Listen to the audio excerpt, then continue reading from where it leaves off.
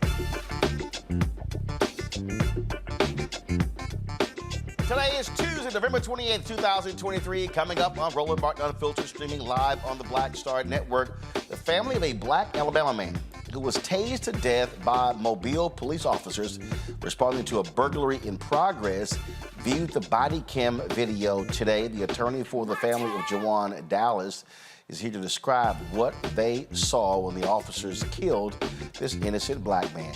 8 Ohio police officers who fatally shot Jayland Walker have been cleared by internal police investigation, saying they did not violate any police policies.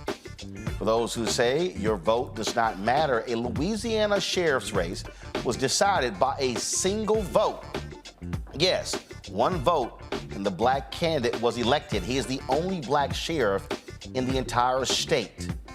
Also, hundreds joined former President Jimmy Carter in paying respects to his wife of 77 years, former First Lady Rosalynn Carter, including current and past presidents, former First Ladies, and Vice President Kamala Harris. We'll talk about that and more. It's time to bring the funk on Roland Martin Unfiltered on the Black Star Network. Let's go. He's got it. Whatever the miss, he's on it. Whatever it is, he's got the scoop, the fact, the find. And when it breaks, he's right on time and it's rolling. Best believe he's knowing. Putting it down from sports to news to politics. With entertainment just for kicks, he's rolling. It's on go, roll, roll, y'all. It's Roland Martin, yeah. Rolling with Roland now. He's funky, he's fresh, he's real, the best, you know he's Roland Martin now.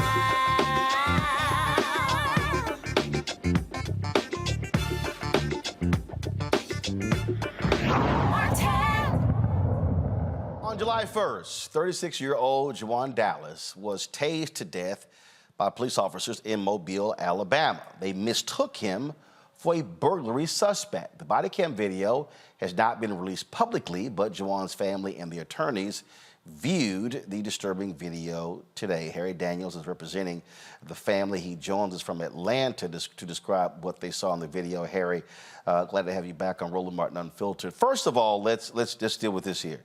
Okay, so describe for people what happened. How did they mistake Jawan for the actual burglar?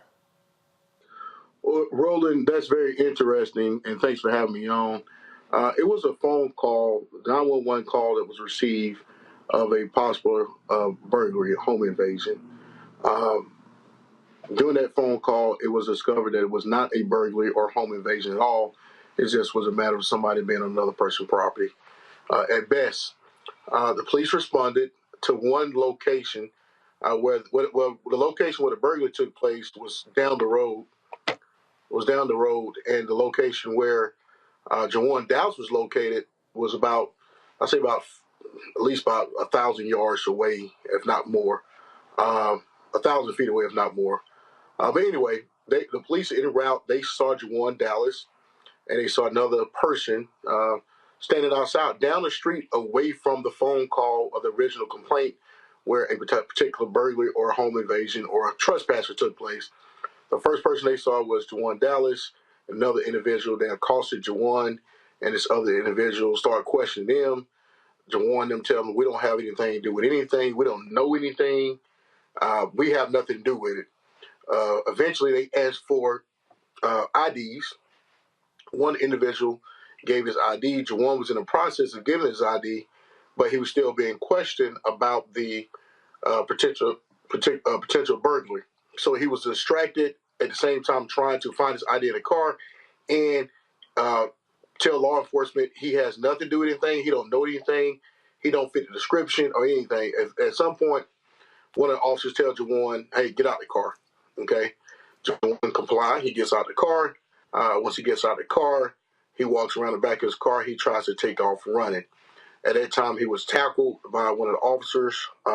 Both officers engaged him. During that struggle, Jawan was complaining that he could not breathe.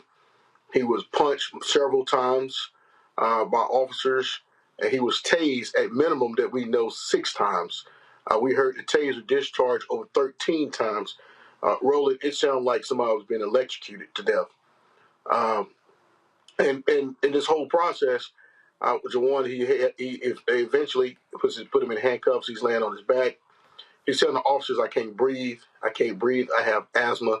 Help me. Please help. In fact, during the altercation when he was being beaten by law enforcement, tased, you can hear him on the video crying out for help. Somebody help me. Help me. Bystanders saw this incident. They also made statements that the police did not have to tase or beat him like that. You can hear that on the video as well. Eventually, like I said, Jawan's placed in the handcuffs. He's begging for help. He told me he can't breathe. He has asthma. One of the officers telling him, shut the F up, or he's going to punch him in the stomach, or he's going to, multiple times. Jawan at some point tell them that he don't want to be like George Floyd. Eventually, another officer respond to the scene, a young black officer that was listening to Jawan and propped him up in a comfortable position so he could breathe. At some point, another supervising officer responded to the scene, told him roll over his back. When he rolled to his back, he continued to complain, I can't breathe, I can't catch my breath. Eventually, he was transported to a squad car where he continued to complain about unable to breathe. His chest hurt, he couldn't breathe. They were not, the ambulance responded. There was no sense of urgency or care for Jawan. They put a oxygen indicator on him to check his pulse and the oxygen intake. But he kept telling them over and over, I can't breathe, please help me, I'm dying, please help me. Eventually, he lost consciousness, and he never regained consciousness. They started chest compressions, and he died right there on that body camera. I mean, I keep saying this repeatedly on this show. How traffic stops lead to black men dying. You mistake the guy wasn't even involved.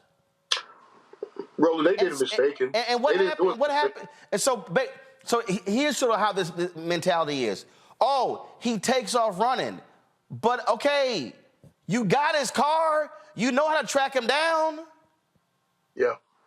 And here's the thing: it wasn't a mistake of identity as relates to him. The individuals who was crossing somebody's yard, the trespassers, alleged trespassers, they had ran in another direction. Jawan was telling them, hey, I saw some people running in that direction. So not only they knew he was not the one that was engaged in any trespassing, he identified, hey, this was the direction these people ran in. So, but they didn't believe him. Black man in South Alabama, they didn't believe what he was telling them. During the investigation, They determined, obviously, that we already knew he had nothing to do with any trespass or burglary. The people who, in fact, made the phone call, they are the witnesses of this beating and tasing of Jawan Dallas. They are the ones who said you didn't have to do him like that. He had nothing to do with this. It wasn't him. But nevertheless, we have an innocent young man whose life cut down short, 2 children. Roland, when I saw his video, when I've seen a lot of his videos, you and I have covered. You've covered a lot of cases that we have, a lot of different cases. This is probably one of the worst I've seen. And I don't say that lightly because I done seen some bad stuff in this line of business, but it's one of the worst ones I've seen. And to compound that, this man is completely innocent. Innocent. That's no matter how you slice it, you killed a person who was engaging in being lawful, simply being a citizen, wrong place at the wrong time. And in the state of Alabama, he was not required to produce his identification. The statute is very clear.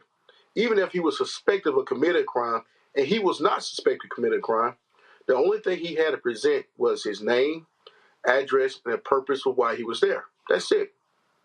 That's it. That's what law requires in Alabama. But no, that was not the case. They demanded his identification. Like you said, he was in a process, but they escalated the situation. The district attorney took a position and said he engaged. I told him that was a damn lie. We saw the entire video. And one of the hardest videos that I had to watch as a lawyer with the family. You can imagine me as an attorney watching the video and his mother and his father watching this video and seeing that child basically getting beaten and tased to death. Another, again, innocent brother dead. And what's the state of those officers? Well, immediately they was on. I think it was on administrative leave for about a week. They were cleared. I think, but I don't. It's still, to my understanding, still Department of Justice investigation going on. The district attorney submitted the case to the grand jury for possible indictment. Roland, that means nothing to me because at the end of the day, in the autopsy report, even though it says matter of death or cause of death was accidental, it says the contributory factors were law enforcement engagement. If law enforcement was unlawful, so unlawful engagement, and as a result, they contributed to his death, then you got an innocent man where they contributed to his death and they shouldn't have been charged. The DA wasn't trying to seek charge. He basically punted, gave it to some citizens with a whole bunch of things for them to try to consider and brought the people in to testify in the defense. Probably the officers, medical examiners who said the manner of death was accidental, but at the same time, even if that manner of death is accidental death and there was a designed purpose to kill him, you contributed to his death by your interaction that was unlawful. There's no way you can get around that. So, we've actually appealed to the main justice with the Department of Justice, of course, the Attorney General, because we knew from the rip that this was going to be problematic in that region trying to get a manner of justice for this man. Jawan Dallas, I repeat to you, this video is right up there with George Floyd. The only difference is that you have an amateur in George Floyd who recorded it. Here in the state of Alabama, Alabama does not, body cameras are not considered public record. And the family was able to come see it because they just passed a law that went into effect on September 1st of this year. If that law was in effect, we would not ever seen it itself in litigation. But this video is one of the worst videos. If you come out, you see it, you'll never forget it. And I understand probably why they don't want to come out, because there'll probably be a lot of civil unrest in the Mobile, Alabama, and probably across the country as this video released. So our next step is filing a lawsuit, moving forward, working with the Department of Justice as best we can to get some justice from this family, because it is horrific. Being myself, we actually have myself, Ben Crump, Lee Merritt, and John Burris. I don't want to call us a dream team, but we're pretty close to it because we are compelled in this case to do something, not just to try to get some type of monetary remedy, but change the region of what's happening to black people, black and brown people down there in southern Alabama and Mobile. All right, Harry Daniels, we appreciate you. Keep us informed on this case.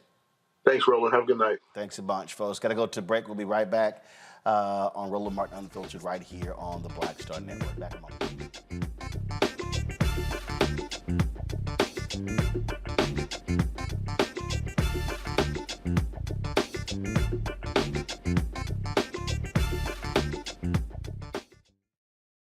Hatred on the streets, a horrific scene, a white nationalist rally that descended into deadly violence. White people are losing their damn minds. As an angry pro-Trump mob storms the U.S. Capitol, we've seen shooting. We're about to see the rise of what I call white minority resistance. We have seen white folks in this country who simply cannot tolerate black folks voting. I think what we're seeing is the inevitable result of violent denial. This is part of American history. Every time that people of color have made progress, whether real or symbolic, there has been what Carol Anderson at Emory University calls white rage as a backlash. This is the rise of the Proud Boys and the Boogaloo Boys. America, there's going to be more of this. Here's all the Proud Boys, Dave. This country is getting increasingly racist in its behaviors and its attitudes because of the fear of white people. The fear that they're taking our jobs, they're taking our resources, they're taking our women. This is white fear.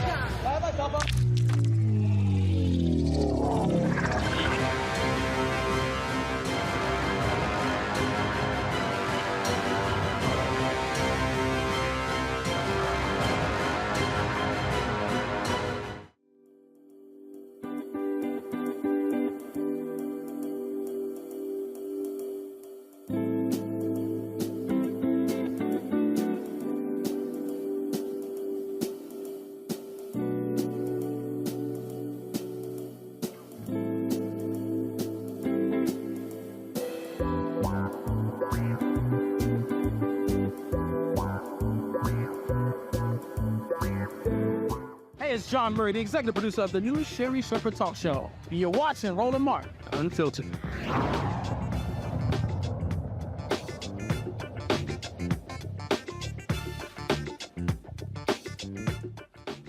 All right, folks, my panel for today is Joe Richardson, the civil rights attorney out of Los Angeles, Randy Bryant, DEI disruptor out of D.C., Jawan Walker, founder, Context Media out of Atlanta. Joe, we opened the show last night. Another case, traffic stop, black man end up dead. You look at this case right here, this is the thing that I think is hard for people to understand. That when we talk about police reform, when we talk about what didn't get done, when we talk about qualified immunity and the need to lift that. And we saw what happened last year when Senator Tim Scott, Senator Lindsey Graham didn't move on police reform, and the Senate passed the House, goes through the Senate. They can't find 8 Republicans. But this is where I also say to external organizations where we can't give up the fight. This is where that pressure, that sustained pressure must continue to be there. And it is amazing to me that I hear people, and I get it, say they're frustrated that Biden-Harris didn't get it done. But a lot of folks have just sort of, all right, these things happen and we go back to business as usual. No, the only way you're going to get the George Floyd Justice and Policing Act to become law is there has to be sustained public pressure. Where did it go? Well, you have to stay consistent, right? A lot of times our problem is we are often motivated to do something as it pertains to voting by a circumstance. But to sustain that motivation is a separate thing. We have to be reminded that so many people fought and bled and died for us to be able to vote at all. This is a situation where you talk about qualified immunity and the fact that basically only a change in consequences is going to lead to a change in culture. We're talking about police culture, and I think one of the first places that you can start is by dealing with circumstances. If someone really knew that they wouldn't have qualified immunity, I would bet dollars to donuts that many of them would think twice about what it is that they're doing. Then you start to knock on the door of changing culture. And yes, you have to keep pressure up and a sustained urgency, not just because, don't want to minimize it, you're talking about Donald Trump and the Constitution, or you're talking about voting rights, but because you have the right to vote and you have to continue to speak through your vote. It is a very difficult thing. I'm glad that they do have the family has the ability to see the tape. The attorney has the ability to see the tape. They'll have to bring their litigation and see what happens. And I hope that there is enough outcry with citizens that if this were to go to trial, the fear that it may go to trial and people may make an exception for their own rule would allow some measure of justice on the civil side. We'll see what happens on the criminal side. Randy, I'm going to go back to the question I said to Joe. And again, I'm thinking back to the massive protests, Black Lives Matter protest, people taking to the streets all across the country. I'm thinking about what took place in the wake of the death of George Floyd. But I still ask, these things continue to happen. And where is the sustained public pressure that is needed? Because we do these stories. They're not on MSNBC, ABC, CBS, NBC, CNN. They're not covering these things. And it really takes a story like a Tyree Nichols that is just so beyond the norm for it really to become a national story. I believe that we're tired, Roland. I mean, the sad thing is that we are fatigued and we can't get tired. I mean, it's easier said than done, because as Black people, like, we're running marathons. People are walking to work, and for us just to get out of bed and go to work and live a basic life, it's like running a marathon with bricks on our back. And so when we're having to pay attention so much just to get treated decently, for our loved ones to be able to stay alive, I believe that we just look down for a moment, or we sit down for a minute and put our bricks down for a minute. And I guess we cannot afford to, because this country doesn't allow us the break. But I do believe it's just we're exhausted. Go ahead. I was just going to say, and can we get rid of the whole concept of internal investigation? I know you didn't ask me that question, but I'm so sick of the police being able to police the police. It is. I mean, where else is that done? So the internal investigation crap just needs to be completely wiped out and illegal. Taron, I understand exhaustion. But what I also understand is that previous generations, 3, 5, 10, 15 years, they understood that you got to stay with it. And I just think that there are people who just, this was going to get done. Nothing, I say this, there is nothing that Black people have received in the history of this country that did not come as a result of struggle, of fighting, of resisting, of constant pressure being applied. And I don't see it. Well, you also have to look at the context of the time that we're in right now. If you look back at the movements that started in the 50s and the 60s, if you're talking about the Deacons for Defense, if you're talking about the SCLC, all the way up to the Black Panthers, the Nation, and all of these different groups, there were people in each of those groups that had sustained capabilities to be able to go to mount an ongoing sustained campaign of resistance and protest, and in some cases went on for years, in some cases decades. I think because we live in a time right now where we have access to social media and we also have access to information, that we think just talking online and just saying one or two things is enough, and that's all you need to do to feel like you're doing some real activist work. But the real work is on the ground, and it's deeper than just voting as well. You have to have sustained people who are dedicated to the cause that you're trying to push and to the agenda that you're trying to push, and they have to understand that that is a constant day in, day out thing. You know, you have to be bringing in people who are, when you're tired, bringing people and train people who can take your place when you get tired, and that's how you build coalitions, and that's how you build a movement, and that's how you sustain something off of just being online. Also, to the other sister's point, I think people are tired because we went through 4 years of seeing death after death after death after death. Almost every week there was a new black male body laying in the street because of police violence. And you had a sustained movement of that for a certain amount of time, but you have to grow that, and you have to be sure that you have a coalition in place to make sure that you build on the outrage and you build on the momentum. And I don't think we have that right now.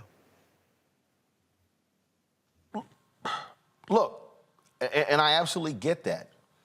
But thank God, Joe, we had a generation that wasn't dismayed when they saw lynchings. That they do, you know what? I'm sure they were tired of it. I'm sure it was pain as well. I just think that we have to keep explaining to people that you can't just be, oh man, you know what? You know, we did it for a little bit. Look, I could very easily lead with some other stories. I could very easily do what a bunch of other people do. You know what? This is just too much. I don't really want that to be, you know, on the. I remember when I was at TV One,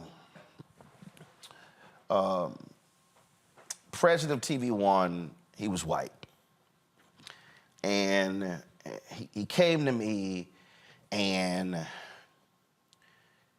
he basically was like, you know, it's the same stories every day, and I was like, yep. What's the problem? And he wanted me to do this sort of explainer as to why we're doing these stories. And I said, Brad, I don't have to explain to black people why we're doing these stories. You're white. You need the explainer. And frankly, you're not my audience. So no, I'm not doing what you are telling me to do. And so he was just lamenting, and I was like, sure, Brad, when black people stop getting killed by cops, then I'll stop doing these stories. That is our reality. But I've had people, oh, it's traumatic, it's porn, it's violence porn. I've heard all this sort of stuff. And my response is, so we should act like it didn't happen? So, I mean, I've got text messages from family members saying, hey, my child was killed in a prison in Texas and it's a cover-up. And I get the emails every single day. I just think that this generation is going to have to buck up and understand that if it takes pressure for a decade, that's what is needed. But we can't just, oh, I'm just so tired, then I just give up. We live in a microwave world now. Everybody likes what needs to happen, what they want to happen quickly. Their church quickly, their food quickly, their change quickly. All right. We're technologically advanced. We can get to voters and do things that we could never do. But the best contact with voters is what? Knocking on the door. It's still the best by far. This young generation, I think, needs strategy. You know, if you look at the previous generations, there were a couple things. There was strategy, there was a moral component, and there was also a unifying thing. You might not like the brother next to you, but neither of you could eat here, neither of you could go to the bathroom here, and neither of you could stay here. Unifying thing. Boom. The Montgomery bus boycott choked people economically, choke the city economically, but also move the hearts of people as well. And so one of the things that we need to be reminded of, you know, church has that old song that said, I don't feel no ways tired. There's a suggestion there that the body can be tired. We have to do these things over and over again. We have to stay there. But even the Bible says tribulation worketh patience. And so we have to take ourselves out of this microwave mentality where we expect everything to be able to happen quicker. Some things are going to happen slower. You can look at the arc of history. Every time blacks make a significant advance, there is an incredible backlash. I think that that's what's happening now. The Trump generation, et cetera, and all these other things. Other things are as well, but this is what's happening right now. And the only thing you can do is be patient and work it. It's not going to happen overnight. We 400 years into this thing. It's not going to happen overnight, but we have to stay at it.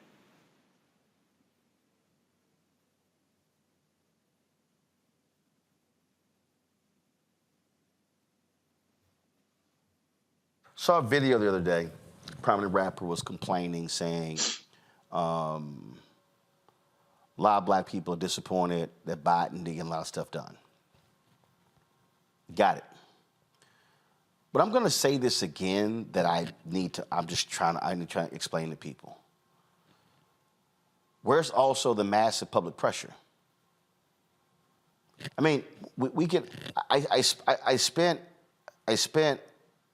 over Thanksgiving, I saw on Netflix Rustin, Coleman Domingo playing Bayard Rustin. He gets fired because they want to lead a protest at the 1960 Democratic National Convention. Then you go 3 years later to the March on Washington for Jobs and Freedom. Then we can go on and on and on. I think back to 1964 Atlantic City Democratic National Convention. I think back to even that, where the Mississippi Democratic Freedom Party, they were ticked off with King and Rustin because they did not get what they wanted. They felt that the deal that they negotiated was unsatisfactory, Randy. But they made clear, but in '68, there are not going to be any segregated delegations. They kept fighting. And so I just think that this generation, and I'm not speaking solely of millennials, Gen Z, I'm talking about baby boomers, Gen X, millennials, Gen Z, there has to be sustained action in order for people to understand that this fight is not over. You're right. You are absolutely right. I don't think anybody can argue against what you're saying. I think what's missing now is, one, information. I mean, what makes this show, what makes you so needed is that you tell us the deal. We learn what's happening. There is no other station. I mean, CNN or any other show is going to be 24-hour coverage on Gaza. They are not talking about our brothers and sisters that are being shot in the streets and whom are fully innocent. When I talk to people about the things that we talk about on this show, they are fully ignorant about what's happening. So you deliver information and allow us to participate in this movement that nobody else really hears about. So that's one thing. I mean, because of integration and because of so many, choices of what people watch, they're not even getting what's happening in our community as they were in times of segregation, as they were when more of us were going to church, going to the same churches and living in the same neighborhoods. Secondly, I think a big difference is that we don't have leaders. So even when we say, oh, you know what, I do want to become involved and make a change, where do I go? To who do I contact? That really cares about what's happening in the Black community, not only when it's time to vote, but of all times. When I am outraged and upset, where do I go? I think the reason, Roland, why you are flooded with text and emails and phone calls is because you're one of the few people that people feel as if that they can go to. And that is part of the problem. Like, who will lead us to sustain this activity that we need? to make real change? One of the things that I remember in the wake of the death of Michael Brown, drunk John Crawford III, Eric Garner, and then the subsequent deaths to run. I kept reminding current activists. I kept saying, I know a lot of y'all shit on the NAACP and the Urban League, and you complain about them being slow, them being unresponsive. I said, but there's a difference between them and SNCC and CORE and even the Black Panthers. I said, they're still here. And one of the things that I remember telling 3 very high-profile young Black activists, I said, 1, do not get yourselves caught up in financial impropriety. That's the first way they come at you. I said, 2, I understand all of this, the niceties around decentralized leadership. I said, but the bottom line is, you're gonna need leadership.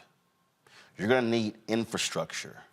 You're gonna need all the things to be able to sustain organizations over the long haul.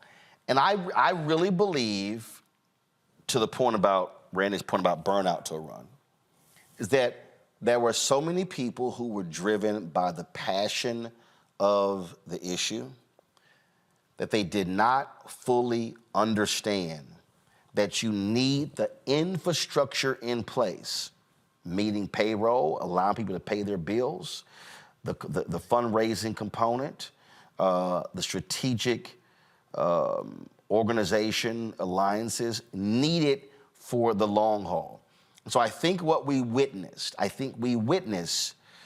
1 and 2 and 3 and 4 years of this massive, this energy that existed, but it dissipates if you do not have an infrastructure to funnel people through. And I've said this, that the fundamental problem that Black Lives Matter, that the entity suffered from, is that they were trying to play catch up to a movement that was like a runaway train. And what they did not do is slow this thing down and say, let's build a proper infrastructure so this thing succeeds no matter who we choose to be at the top of the hierarchy. Because at the end of the day, you want to be around 10 years later. You don't want to be a flash in the pan. I'm glad you mentioned that because, as you know, I covered some of those stories when the era of protest was going on. You know, I filed stories from Ferguson and from other places where these things are happening.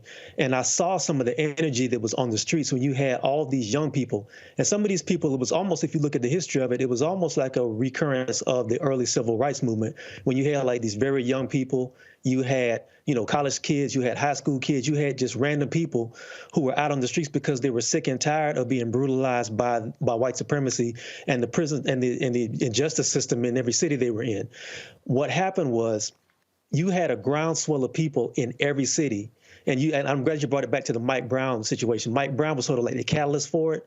But it goes even back to Trayvon, but Mike Brown was sort of the catalyst. And then going back to what I said earlier, where there was this period where like every week there was another young black man who was dying at the hands of police. And every city you saw something happen, whether it was Baton Rouge, whether it was Minneapolis, whether it was other cities. And you saw these massive outpourings of people on the streets. And then when George Floyd happened, that was the catalyst that made that fight go around the world. There were people around the world who were horrified and outraged at what happened to that man's life and how it was taken from him.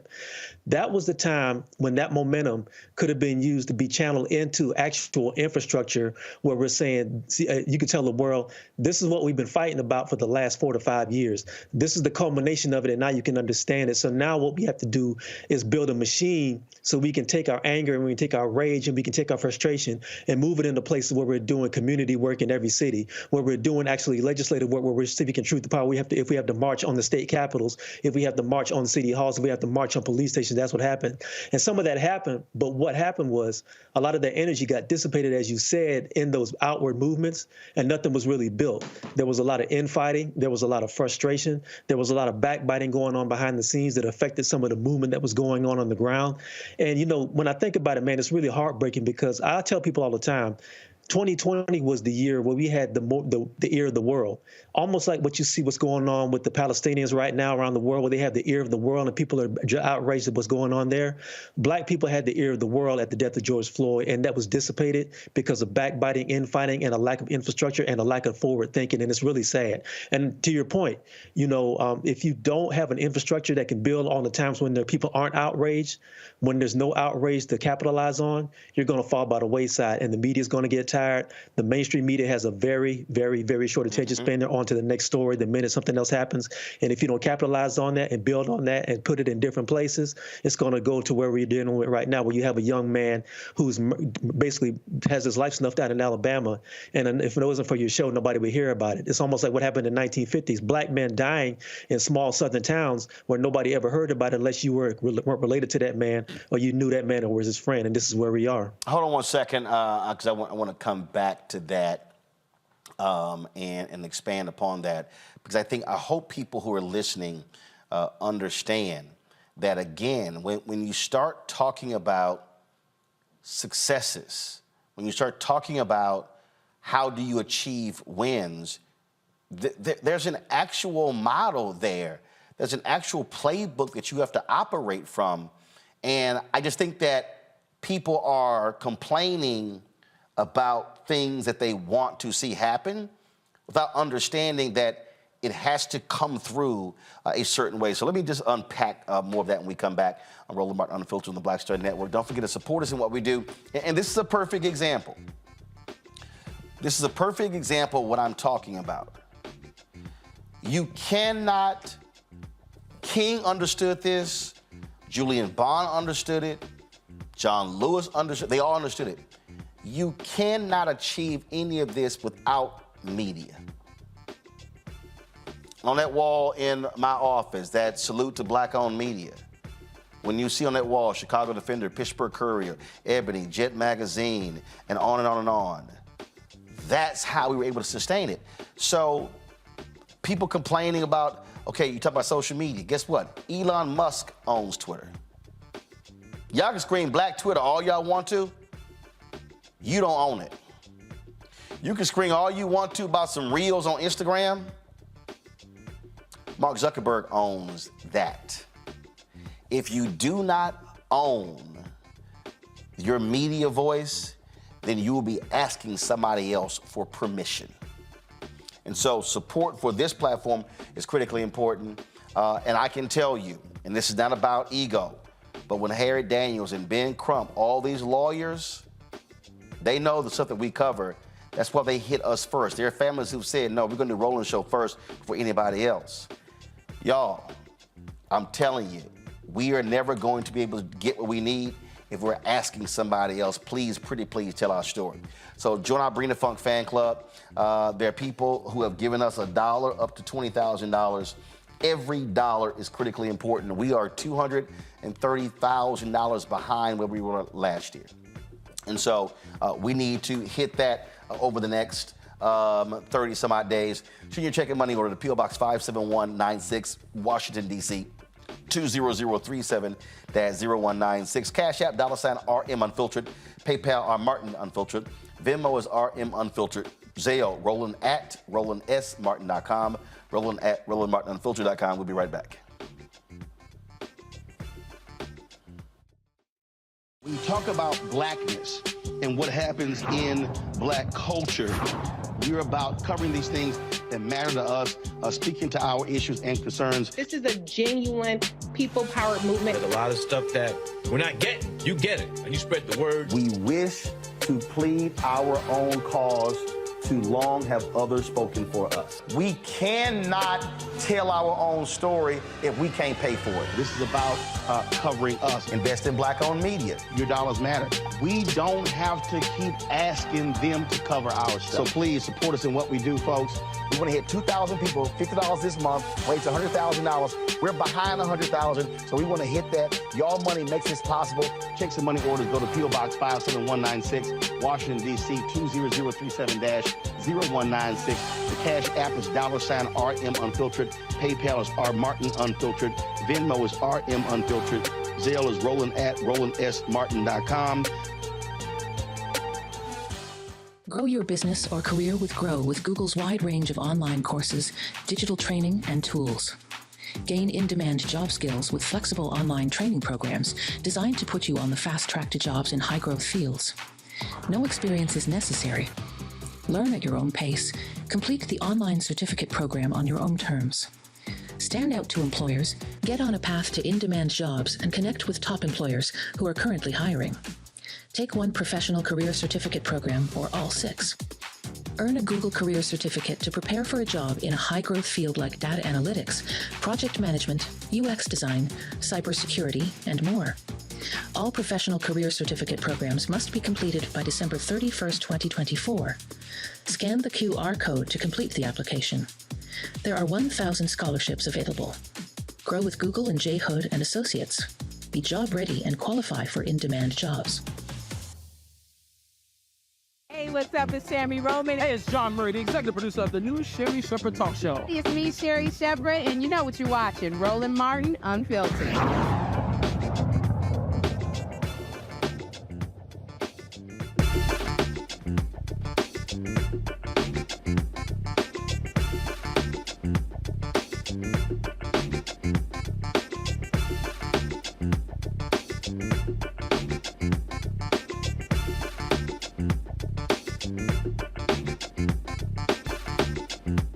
All right, folks, welcome back to Roland Martin Unfiltered.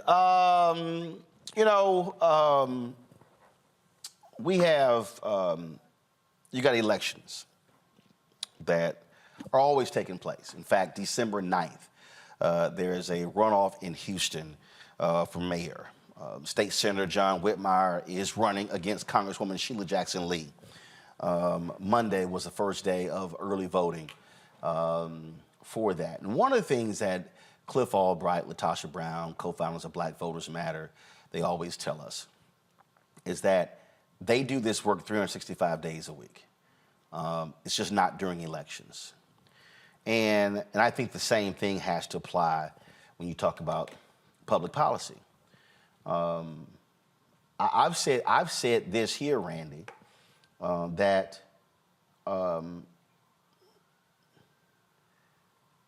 that groups should be, I believe, pressure should be applied right now. Republicans control the House. Why aren't these groups applying pressure to House Republicans, say, y'all pass the George Floyd Justice Act? Now, for people who don't understand, Democrats control the House. They passed it. It went over to the Senate. When you get a new Congress, you have to vote again. It's not like, oh, it passed the House 3 years ago and that thing is good. No, it has to happen within the same period in which that Congress is in session. And I think I think this should be an election year issue.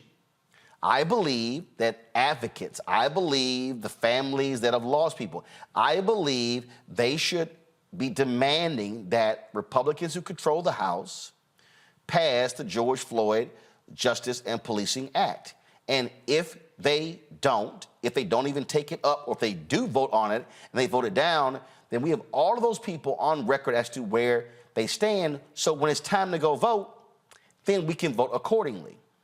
I don't believe it should just be, well, when Democrats control the House and, well, we couldn't get it, so, okay, that's it. No, you keep going back to the well. I mean, I am thankful that black people, when it came to the Voting Rights Act and the Civil Rights Act, didn't give up. Yes. If I'm honest, I believe that we're scared. I believe that the way that just wanting Black lives to matter, the way that when we advocate for us, we are considered to be dangerous or, just somehow not politically welcoming, or we are tagged and we're scared of it. I believe that even this average person going to work every day to advocate or to say that you're interested or concerned about what's happening in the Black community, that we just something as simple as Black Lives Matter, is that we are scared of what the blowback is. We saw how much people fought back against us just asking to stay alive and to be safe, just asking to be treated and protected by the people who are supposed to protect us. I mean, we saw what has happened. I mean, they have almost destroyed people's lives for just saying, excuse us, can we please have just the right to walk and drive and breathe and exist in this country and not be scared? And so if we don't feel as if the audience will be friendly towards us, or we have an audience that may actually go and support what we want, we back down a little bit. And not saying that people are not doing things, but I do think that we are somewhat afraid that I think Black people are almost groomed in this country to be afraid. I think that every time someone speaks up, whether it be, Kaepernick taking a knee, there is a public hanging of sorts that says, when you speak up for Black lives, now you could be an advocate for something else, but for Black lives, that there is a cost to it. It may be your job, it may be your reputation, but we are going to make you suffer. Joe, again, I sort of, when I look at structured forces, when I look at, when people talk about Black agenda, and then what folks, what are folks advocating for, and where's the pressure being applied? I'll be honest with you, from an organizational standpoint, I don't know. I'm telling you right now, I can't tell you right now what right now are the top 3 priorities of civil rights organizations like the NAACP. I can't tell you.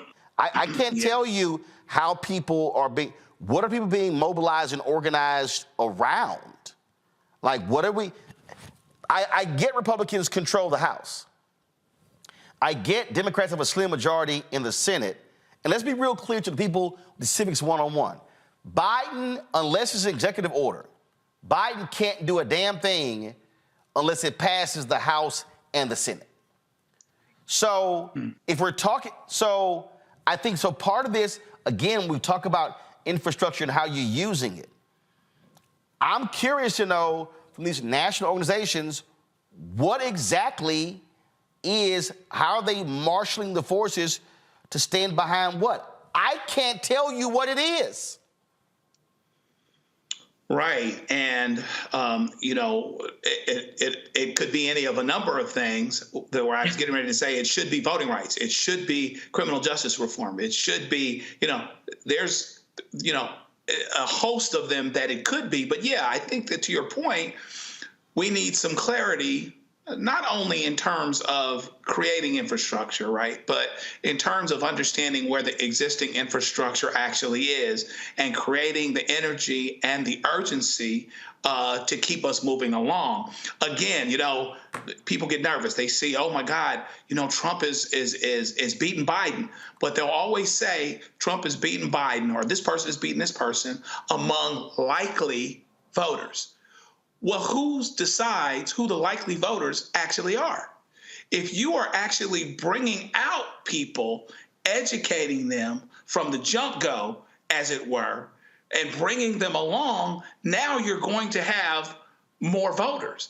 And I believe that the people that you educate can help give you and help facilitate that energy. Now, there absolutely needs to be infrastructure. I think we need to look at some of the models that have worked, look at what Stacey Abrams has done in our organization in Georgia, and really go state by state and area by area and actually create that infrastructure, continue to create that infrastructure, educate people early and often, remind them that not only should they get involved in elections and advocacy, et cetera, despite what they're going through, despite their struggles, and despite all of the pulls that they have on their time, attention, and energy, but because of them. We have to be very, very intentional about that. And you'll remember, if you read the history books, if you read An Easy Burden by Andrew Young, you will see that there was a little resentment by the older organizations of the younger organizations. And if that gets everybody off the dime, that's fine.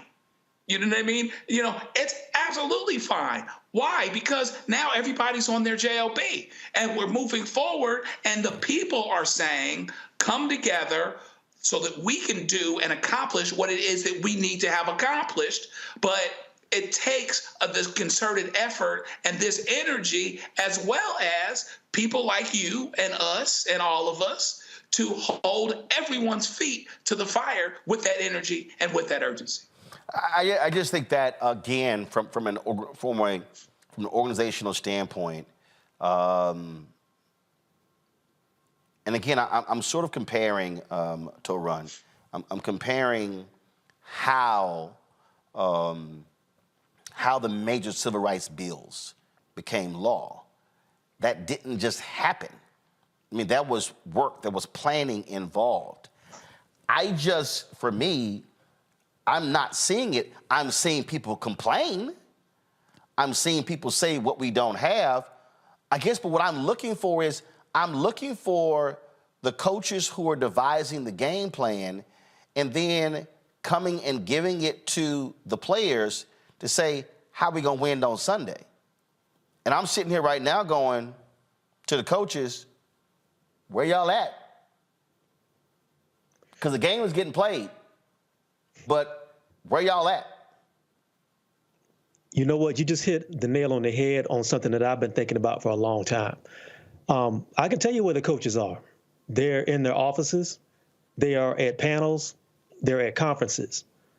There are people that you know, and I know as well, who have been in some of these fights going back to the 80s, 70s, and some of our elders, the 60s, that are still here, praise God. But two things are happening. I think a lot of people feel like, from that group, feel like they've done the work they need to do and they can sit up and rest. And there are also people who are younger who have a lot of fire and a lot of drive and they have a lot of passion, but there's no direction. And I can tell you just from seeing some of the things I've seen, there is very little cross-generational imparting of wisdom from OGs and people who are still alive, who are able to maybe form programs and put things in place for sustainability, and young people who have the physical energy and the drive and everything. A lot of them don't listen to each other. Some of them think, I'm smarter than everybody, I've done what I need to do, and let these young people figure it out. You have younger people who say, well, what they did didn't work, so I'm going to do it my way. But they don't understand that you have to have people who are sustainable and can build an infrastructure and who can do networking and can do everything. Marching in the street is one thing, and it has its place. It's a very important part of activism. But once you finish marching, you got to figure out where you're marching to and who do you sit down with when you're done marching and you have everybody's attention. You can march and yell and get everybody's attention, but what plan do you have when people in power are willing to come and sit down with you when that does happen? And a lot of times people miss the mark on that. And again, I live in a city where you still have some of these people who are active in the civil rights movement who don't talk to people who are younger who may need their guidance, or they think that they don't need to listen to anybody because they're older, but you can't get anything moved. In our culture, we have a culture of elder worship, and we have a culture of elders that we go listen to who can give us some game to tell us what can we do, how can we move going forward, how to get things done, and we don't have that. That's come to people who are out here moving with no direction or moving the way they are because the people who have that information don't impart it to them. And again, to be fair, a lot of the younger people don't know how to ask because they've never been shown. All right, folks, hold tight 1 second. We come back, we'll talk this story out of Ohio. 8 officers involved in the shooting of Jayland Walker. Remember, 90 rounds were fired at him? They're walking scot-free.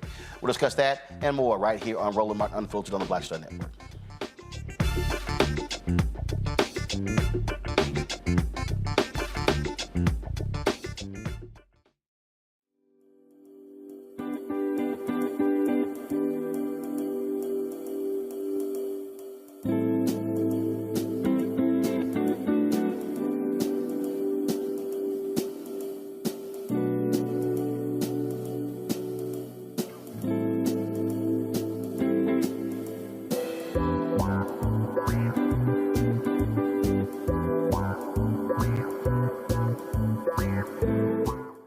Barnes, and this week on The Frequency, we talk about school to prison pipeline, book bans, and representing for women's rights. The group Moms Rising handles all of this. So join me in this conversation with my guest, Monifa Bandelli. This is white backlash. This is white fear that happens every time Black people in the United States help to walk the United States forward towards what is written on the paper. Right here on The Frequency on the Black Star Network.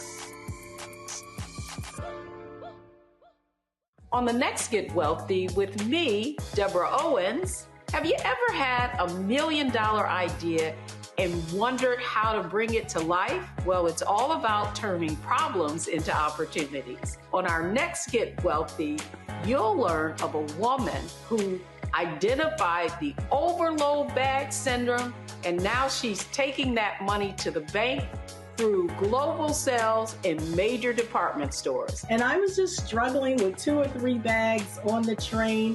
And I looked around on the train and I said, you know what? There are a lot of women that are carrying two or 3 bags. That's right here on Get Wealthy, only on Black Star Network. I am Tommy Davidson. I play Oscar on Proud Family, Louder and Prouder. Right now, I'm rolling with Rosalynn Martin, unfiltered, uncut, unplugged, and undamn believable. You hear me?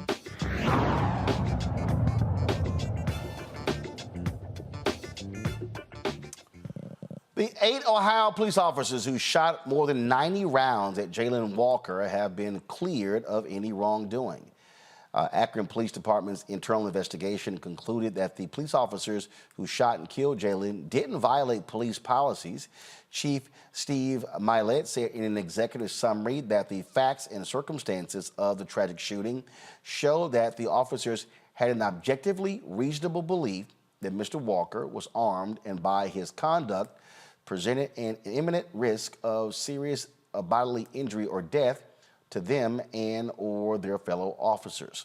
Walker was shot by police on June 27, 2022 after fleeing, first in his car and then on foot. He was unarmed as he ran away, but a state investigation found that he fired a gun out of his car window while fleeing. A gun was recovered in his car after he was shot and killed. A special grand jury declined to indict the officers for any criminal offenses. Jayland's family has filed a civil lawsuit.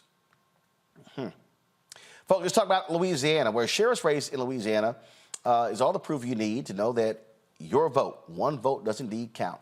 Democrat Harry Whitehorn and Republican John Nicholson faced off in the November 18th runoff election. Results that night had Whitehorn receiving 21,621 votes, while Nicholson got 21,620. After Monday's recount, Whitehorn still remained victorious by a single vote, 21,624 to Nicholson's 21,623. Nicholson filed a lawsuit in Cato District Court to declare a victor or order a new runoff election. The petition is set to be heard on Thursday. I don't think there's any other way to run to show people elections matter. There are 63 sheriffs in Louisiana. 57 are white men. This brother here is the only black sheriff. He wins by 1 vote. You know, that's got to be rough to lose by one vote. It's like something you see in a movie, or like Caddyshack with a ball gobbler sitting on the top of the puck, on the top of the hole before it rolls in. It'd probably be better to win by a couple of hundred votes than just one. That's rough. But no, you know, I think that's part of the reason why there's such a rush to try to roll back voting rights, because they understand that it is a very powerful tool to be able to move policy that you want to see done. And, you know, the fact of the matter is, that's wild that I didn't even know that there was only one black sheriff in that whole state. But no, I think if you keep people from voting, if you keep people from exercising the power they have, if you keep people discouraged, this is the sort of thing that happens where you have people who may not want to go out and exercise their power. They may not want to, they may want to stay home because they feel discouraged. So I'm just glad to see that brother won, man. And I'm glad to see that it does show, it is a perfect example of the power that one person can have. Indeed. And so for the people out there, Joe, who say, man, it don't matter, it does. It absolutely does. And you have to really pay attention. I mean, you know, Louisiana is a whole lot more black than 1 out of 30. Okay. It's probably close to half black. I don't have the statistics in front of me, but I think that there's this suggestion by the fact that you have so many white electeds, even in areas where there are a lot of non-white people, that somehow we are outnumbered. But the fact of the matter is, and this is something that they understand, those that, you know, are arguing just in the courts and trying to shape the courts and not so much the electorate, that they know that they're outnumbered in a lot of places already and getting ready to be outnumbered elsewhere. And so if we really understand this for what it is, and we vote en masse the way that we can with that urgency, you know, I want to understand what the secret sauce is, because this brother really got voters to come out. My sense is, including voters that would support him, because him winning this is suggested to be an unlikely scenario, but it doesn't have to be as unlikely as it has been if people understand that their vote counts. One vote made the difference. They did a recount. Each person got another 3 votes. He still wins by 1 vote. Everybody knows that their vote matters, and we have to quit accepting the suggestion that our votes don't matter just because we see who the electeds are. We can change that, and we actually have the demographics in order to change it, but they seem to know it better than we do.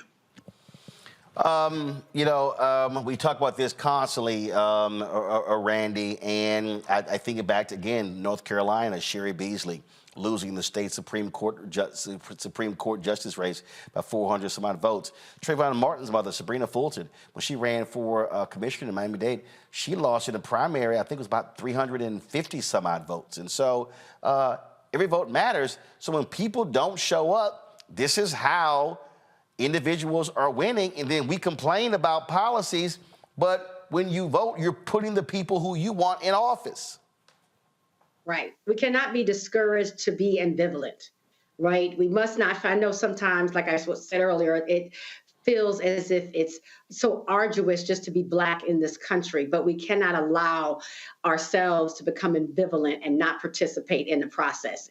As we keep saying, each vote does matter. And once we really ingest that and believe in that, you know, we can continue to change the world for us.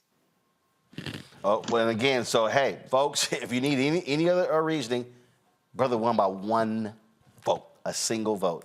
Folks, in New Mexico, Republicans are unhappy with the state's highest court for upholding the newest congressional map. In September, 9th Judicial District Judge Fred Van Solen ruled that the redrawn map did not entrench the Democratic Party in power and did not violate the New Mexico Constitution. Monday, the 5 justices on the New Mexico Supreme Court affirmed Van Solen's ruling. The Republican Party of New Mexico argued that Van Solen made an error when he ruled that even though the new map substantially diluted Republican voters, that dilution was not egregious enough to entrench the Democratic Party in the state's 2nd congressional district, and therefore it is constitutional. This is the thing here that when I talk about battles that are going on, these battles are happening, Randy, in the courts. And so our legal groups, they are fighting it out. But this is where, again, You need your legal groups in the courts, but you need your other folks in the streets. All of these things work together.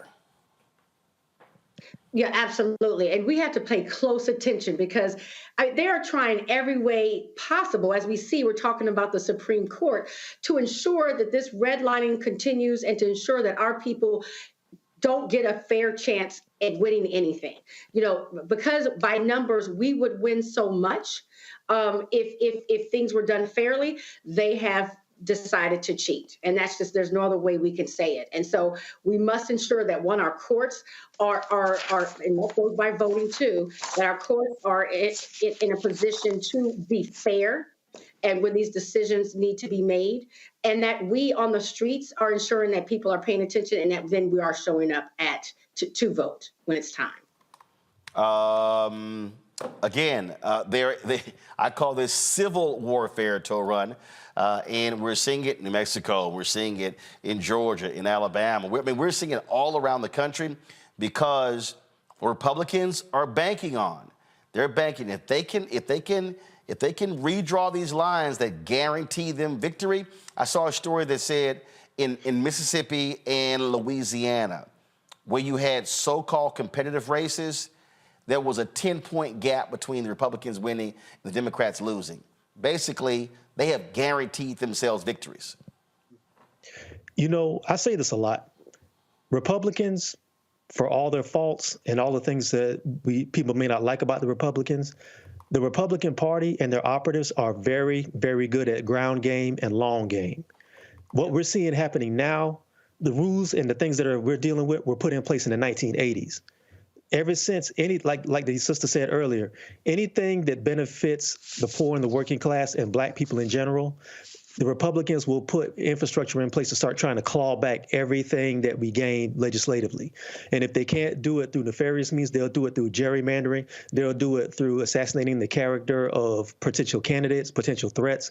They will pour money into campaigns and into PACs that will ensure that anything someone tries to gain for black people gets pushed back to the point where they can't fill their war chest. These are the things that have to happen. And a lot of this stuff is done in silence. Going back to your point about the importance of having media to shed light on a lot of these things, because a lot of these things like the race in Arizona, a lot of the things like the sheriff you just spoke about, these things happen on the quiet. They happen, and a lot of times people who are hard right, they bank on the fact that people don't have the time to be able to inform themselves about these things. And then they bank on the fact that they can put out a narrative that turns people away from even investigating these sorts of things. And these are the things that happen. When you don't pay attention to things can get taken out from under you. So these things have to have light shed on them, and we have to be vigilant about it. All right, folks, hold on one second. We come back. You can always expect foolishness when Senator Ted Cruz and Senator John Kennedy of Louisiana are involved. Wait until we show y'all what happened when these fools tried to question the witness over guns and shootings. They got absolutely embarrassed. And I'm here for all of the pettiness.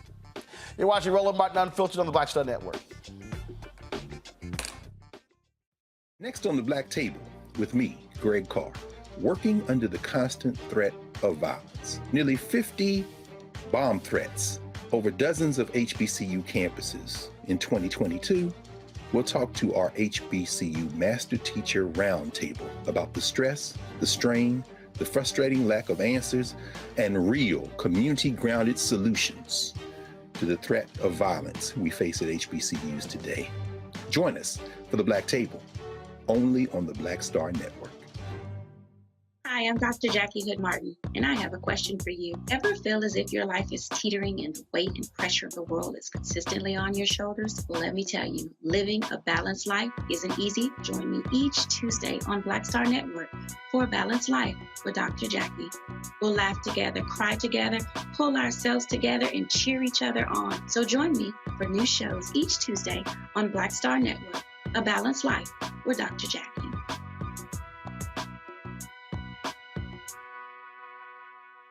When you talk about blackness and what happens in black culture, we're about covering these things that matter to us, speaking to our issues and concerns. This is a genuine people-powered movement. There's a lot of stuff that we're not getting. You get it, and you spread the word. We wish to plead our own cause too long have others spoken for us. We cannot tell our own story if we can't pay for it. This is about covering us. Invest in black-owned media. Your dollars matter. We don't have to keep asking them to cover our stuff. So please support us in what we do, folks. We want to hit 2,000 people, $50 this month, raise $100,000. We're behind 100,000, so we want to hit that. Y'all money makes this possible. Checks and money orders go to P.O. Box 57196, Washington, D.C. 20037-0196. The Cash App is $RM Unfiltered. PayPal is R Martin Unfiltered. Venmo is RM Unfiltered. Zelle is Roland@RolandSMartin.com. Farquhar, executive producer of Proud Family. You're watching Roland Martin Unfiltered.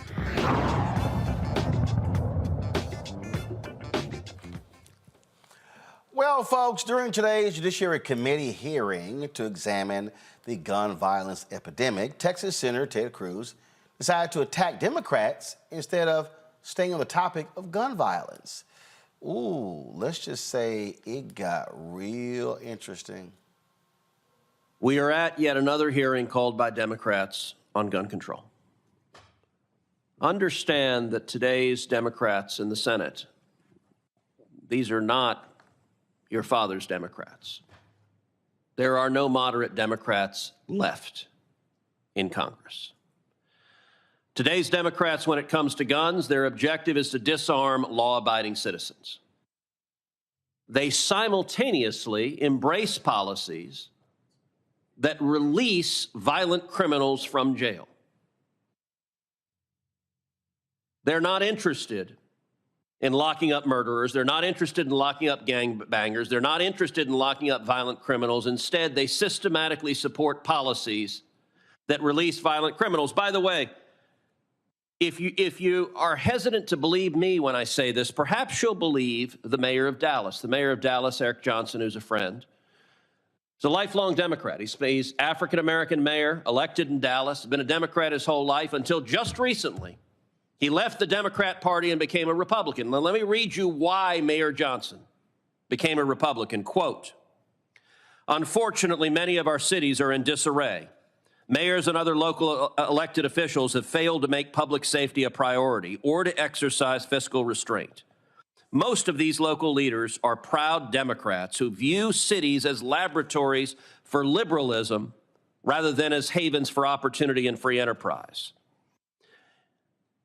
Too often, local tax dollars are spent on policies that exacerbate homelessness, coddle criminals, and make it harder for ordinary people to make a living. And too many local Democrats insist on virtue signaling, proposing half-baked government programs that aim to solve every single societal ill, and on finding new ways to thumb their noses at Republicans at the state and federal level."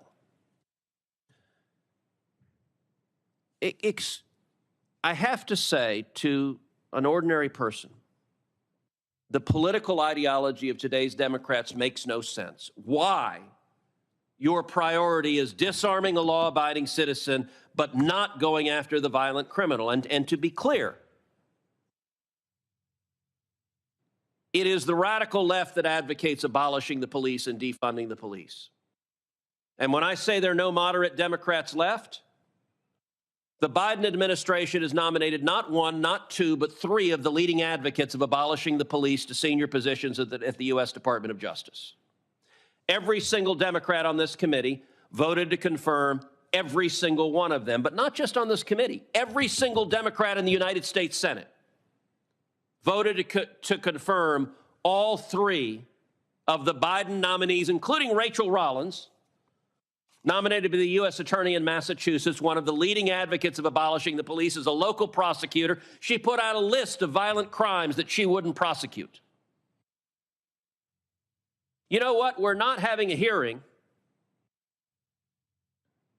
on the impact of Soros prosecutors releasing violent criminals from jail. We're not having a hearing on carjacking in Washington, D.C., because the Democrat City Council lowered the penalty for carjacking, lowered the penalty for murder. We're not having a hearing on Congressman Henry Cuellar, a Democrat from Texas, who was carjacked in Washington, D.C. at 9:30 at night.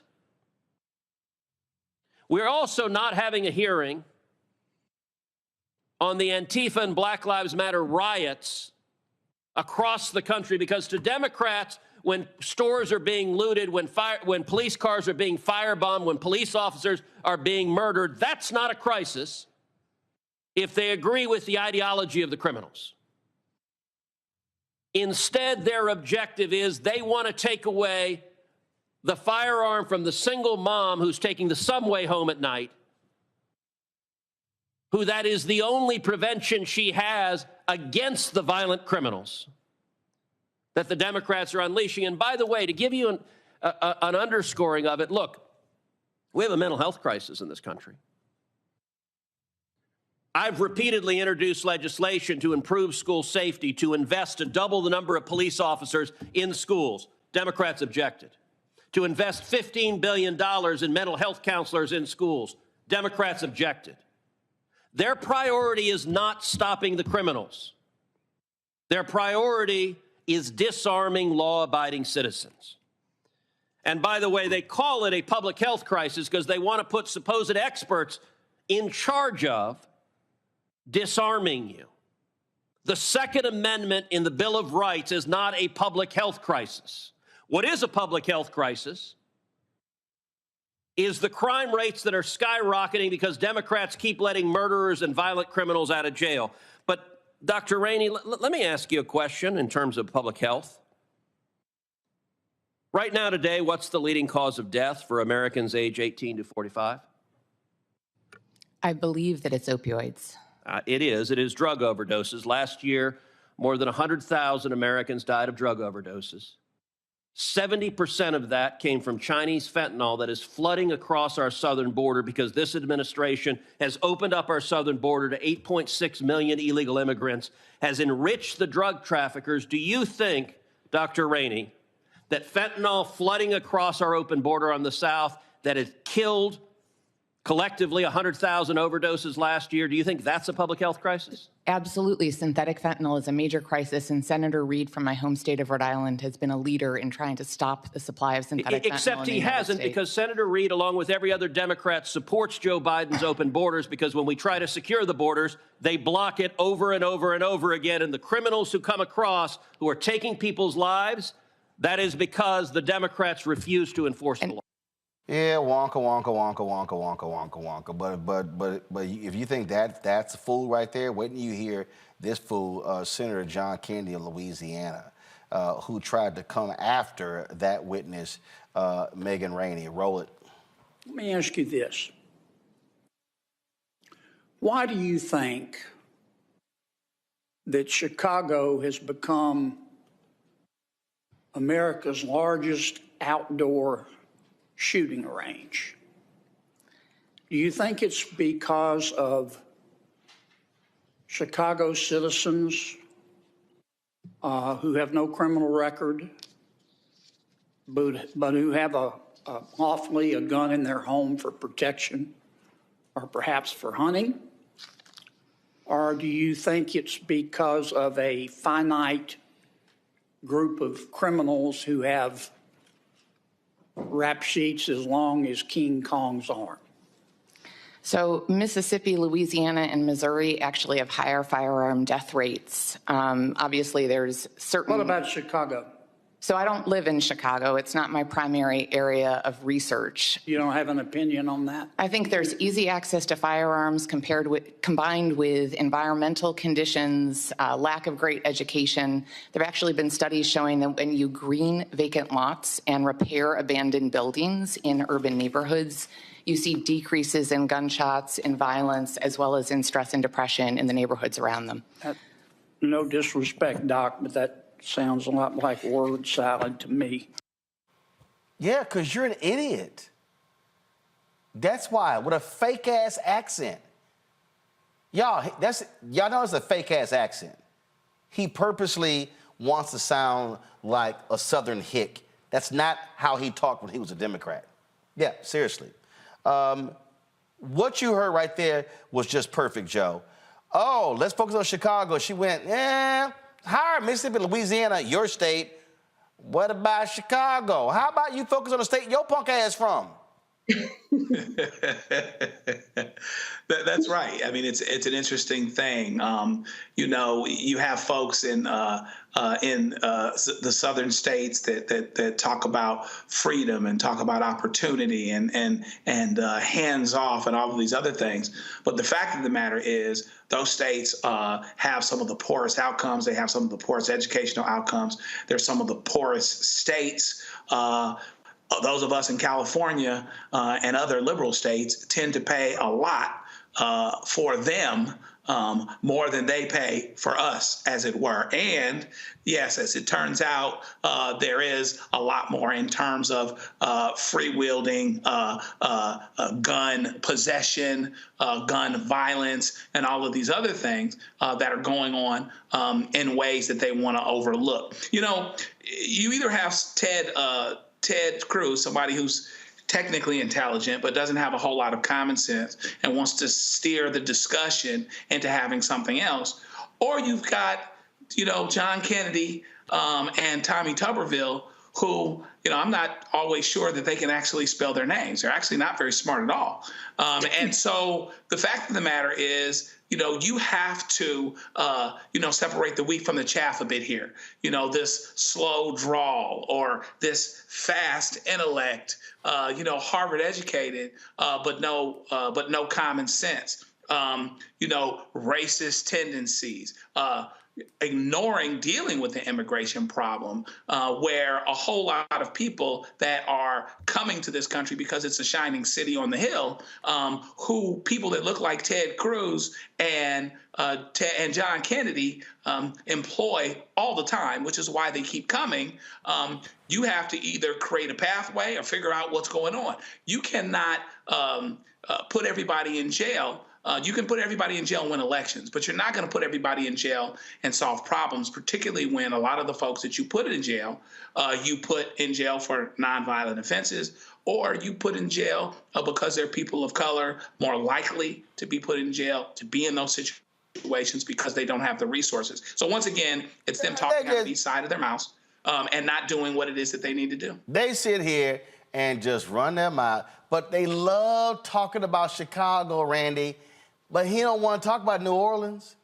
Oh, yeah, he ain't trying to talk about that. I mean, really, it's just, to me, such racist rhetoric. And anyone who, they don't even try to hide it. It's so disgusting. They always want to talk about Chicago. And it's always, they want to me, act as if Black people are the ones who are the problems with the guns, and that, everybody, these white women, to me, is the way it sounds, are coming home and trying to just be home safely and protect themselves. They never want to mention, who's doing the most mass murders and things like that. Just clear-cut racism, in my opinion. And the way, and then even with the opioid epidemic, it's not because the pharmaceutical companies that they very much are funded by are the issue. It's coming over from China. And that's the issue. Like, there is no responsibility whatsoever. There's like these good old boy Americans who want to not take accountability for any issues whatsoever. And they want to steer everyone away from actually doing the research and finding out what's going on, particularly in their states. And it's like the Fox News, just focus on the headlines that are wrong. The same story over and over again. They make me sick. I can't believe that Cruz isn't in Mexico. Like, he usually runs away when there's something important to talk about. Bottom line here, Torun, is this is the game that they play. And this is where, with witnesses, you got to sit here and say, yep, we're going to bring up your state. We're going to bring up cities in your state. And so, again, this is the game they love to play. And this is no different than when I decimated and destroyed Philip from Indianapolis. And really, he was from a suburb in Indianapolis. When he kept bringing up Chicago, I was like, but you can't focus on Indianapolis. Bottom line is, when they say Chicago, that's their new N-word. Chicago is their new N-word. Mm-hmm. Oh, yeah. And you know what? That hearing wasn't even about trying to get to the bottom of a crisis or getting to real information. Cruz and Senator Kennedy were playing to their base. That's stuff that's what they were doing, was putting together as talking points and sound bites and fodder that they can take back to their constituents and say, see, I'm fighting for you. Now, when I say I'm fighting for you, I don't mean you brown people and you black people. I mean you scared people who are nervous about these boogeymen coming over the border. That's really all I heard over the whole conversation from both of them. It's basically setting up a scenario where you had this image of the scared white woman on the train, like from Death Wish or something like that, scared of these black people and these brown men that are to come and take advantage of her or violate her. That's what that's about. It's about scaring the hell out of the people who listen to you. And we have to be honest, though, even though it sounds ridiculous, there is a very large base of people who swallow that rhetoric and believe in it. And I can't believe the other guy I'm not really familiar with, but he sounds like Foghorn Leghorn or the white man that was on In the Heat of the Night. Not the sheriff, but the one that Sidney Poitier had to deal with on the movie when he slapped him and stuff like that. It's like, hey, Mr. Endicott, he sounded like that. I'm like, and you saying that's a fake accent, why are you even talking like that? You would only do that if you're trying to present yourself like this hardcore Southern sheriff like Bull Connor that's going to swoop in and save all the flower of white womanhood from these boogeyman black people that are coming in. That wasn't about trying to get to the bottom of anything. It wasn't even about a hearing. It was about trying to embarrass the people on that panel and wasting their time and making yourself look like the defender of the flower of white womanhood, like we're in the Deep South. And again, just so people think I'm not joking, the dude is fake. Remember, Gary Chambers ran against him for the United States Senate, and Gary actually featured this fool in an ad that showcased what he actually sounded like. And I'm trying to pull this up now. And I remember when we ran it, because people thought, okay, surely you're joking. But no, Senator John Kennedy used to be a Democrat. He used to be a Democrat. And I'm having some issues here. I'm trying to see if I can pull it up. Used to be a Democrat, y'all. And when he was a Democrat, now mind, he also went to Harvard, so he loves talking about elites and stuff along those lines. But what's interesting is that when he talks about elites, all right, so listen to this. Watch this, y'all. Listen to this. Will not let you down. I'd rather drink weed killer. Oh, and by the way, now he's good buddies with this guy. John Kennedy inspires people like this and has now raised $15 million to keep ruining Louisiana. We need to build a grassroots movement to defeat John Kennedy and build the margins of the Democratic Party in the U.S. Senate. Chip in today. We're a long way from 15 million, but people power can catch up. Let's go to work. Avocado toast eating insiders elite. Y'all, he was sitting here. Okay, so hold on. I'm going to try to run it back. So let's see if I can play this again. Because I cracked up laughing when I saw the ad. Let's see here. I don't know why it's jumping on me. Let's see if I can restart it, because I was just, like I say, it cracks me up every time I even hear it. Go to it now. And this is my opponent, John Kennedy. He used to be a Democrat that talked like this. Well, we have another program here at Treasury that we're very proud of. But then he became a Republican, switched accents, and now he talks like this. I will not let you down. I'd rather drink weed killer. Oh. The dude's a fraud. He's an absolute fraud. You know what that sounds like? You know when George Wallace first ran in was it Alabama? It was Alabama, right? George Wallace, when he first ran, he ran on a sort of progressive platform, and he didn't win. And I'm not going to say what he said, but he said after he lost that first battle, he said, "I'm not gonna be out N-worded again." And that's when he turned into the George Wallace that we know. Hold on, I'm gonna play one more. I'm trying to see. Let's see. Listen to this. Future decision or what?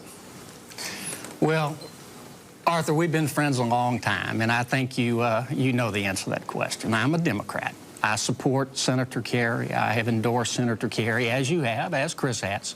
He's the nominee of our party. Now you notice how all of a sudden he was trying to move to the dog. You don't talk like that. Go ahead. Nah, man, it sounded like he's, like I said, man, it's almost like the situation with George Wallace. George Wallace didn't start out going segregation now and segregation tomorrow.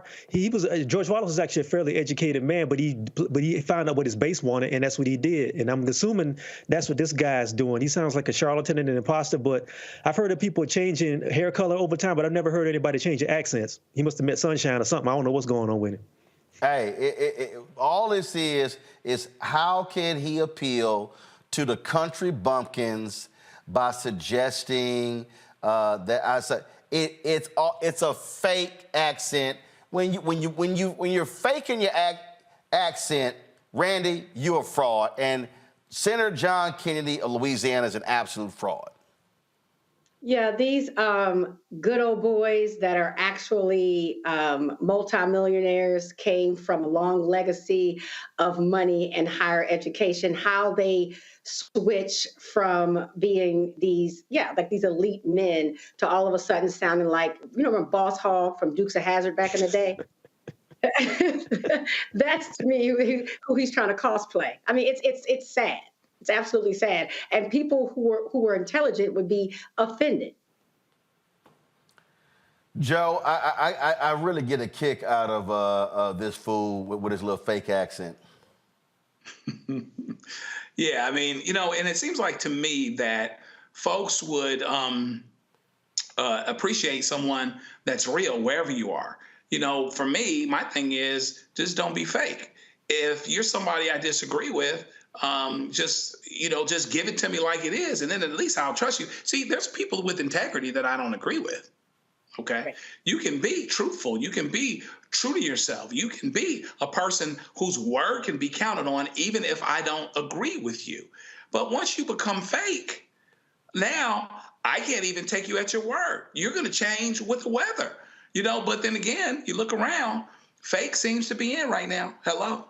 Yep. Trust me. If y'all go to YouTube and he is down for some of the dumbest viral moments in the United States Senate, and that's a lot of competition when you got Senator Marsha Blackburn of Tennessee and that idiot Ted Cruz of Texas. I mean, that's like a lot of competition.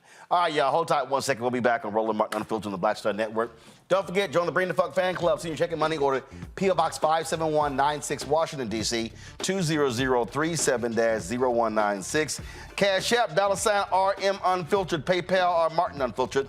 Venmo is RM Unfiltered. Zelle, Roland at RolandSMartin.com. Roland at RolandMartinUnfiltered.com. Be sure to download the Black Star Network app, Apple phone, Android phone, Apple TV, Android TV, Roku, Amazon Fire TV, Xbox One, Samsung Smart TV. Be sure to get a copy of my book, White Fear, How the Browning of America is Making White Folks Lose Their Minds, available bookstores nationwide. We'll be right back.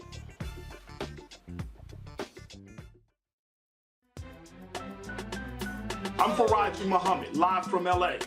And this is The Culture. The Culture is a two-way conversation. You and me. We talk about the stories, politics, the good, the bad, and the downright ugly. So join our community every day at 3 p.m. Eastern and let your voice be heard. Hey, we're all in this together. So let's talk about it and see what kind of trouble we can get into. It's The Culture, weekdays at 3, only on the Black Star Network. Hatred on the streets, a horrific scene, a white nationalist rally that descended into deadly violence. White people are losing their damn minds. An angry pro-Trump mob storms the U.S. Capitol. We're about to see the rise of what I call white minority resistance.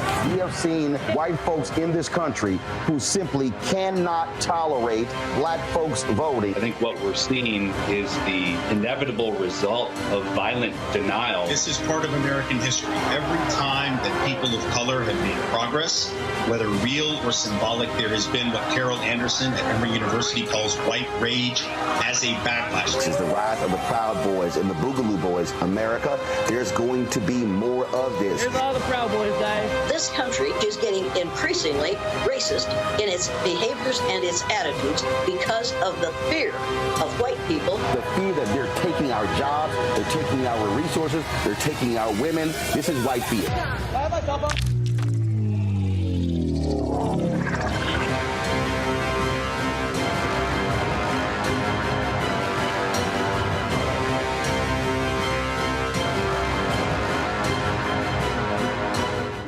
Haley Shepard with Sammy Roman. I'm Dr. Robin B., pharmacist and fitness coach, and you're watching Roland Martin Unfiltered.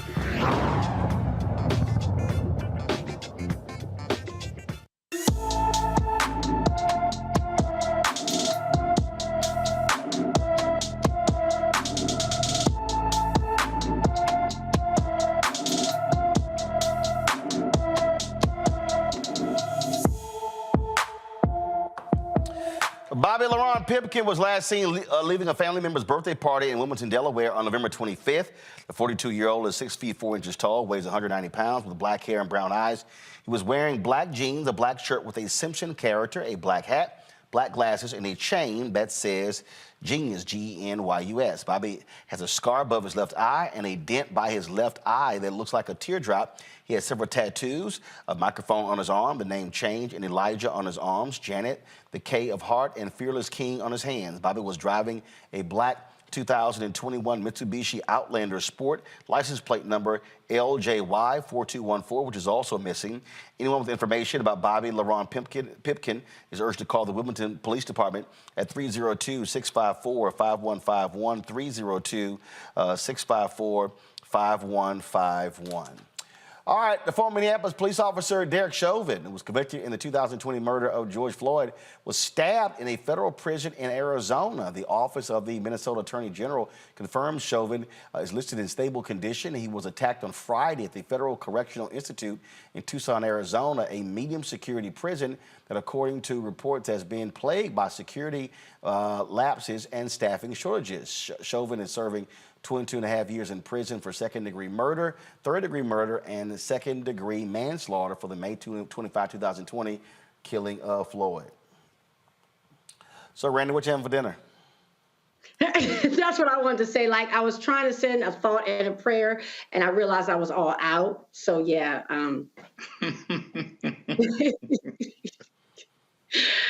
Ooh, and yeah. Yeah, hey, you better get back to work and do that time. That's what's up. That's what's going on. Keep your guards up. You only got 22 more to do. You're gonna do 85%. You in Fed. This is Fed time, bro. This is Fed time. That's what Tupac used to say. It's time to do Fed time. Won't see parole. Imagine life is a conflict. It's getting old. Don't get me quoting Tupac, but in any event. What you having for dinner? Grits and sugar? Sugar on your grits still rolling? Hell yeah. It's sad. Absolutely. I don't give a damn what y'all think. You do sugar on grits, man? You damn Skippy. Doesn't it make you just look at them differently? Any of y'all paying for them? No, because I put butter and salt on mine. Like not now one of y'all paying for my food, so I don't give a damn what y'all think. I don't care. Roland is very adamant about this issue, for sure. I don't know. Actually, I don't even think about it. I do not care. Man, that's the up north stuff, man. Down south, people grits. I think I did actually treat to lunch that day that I paid for the sugar and grits. Didn't care then.